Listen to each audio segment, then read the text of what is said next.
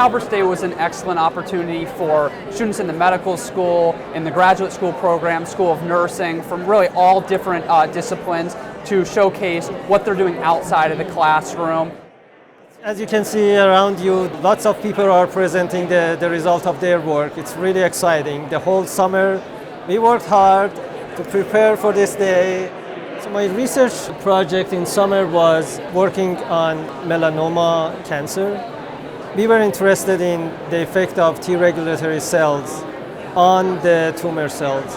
And basically, what we tried to do was divert the T regulatory cells from the tumor microenvironment and give the immune system a chance to attack the tumor cells and destroy it. My research revolves around ion channels in cancer cells. These channels are not normally found in normal non-cancerous cells, especially skin cancer. And we are looking at activation of these channels, and we found that this actually slows their growth, puts them into a phase called senescence, which is a permanent stoppage of growth. With a small molecule activator like we've found, gives the option of one day maybe having a pill that a patient takes to treat cancer as opposed to an invasive surgery or modification of the whole immune system.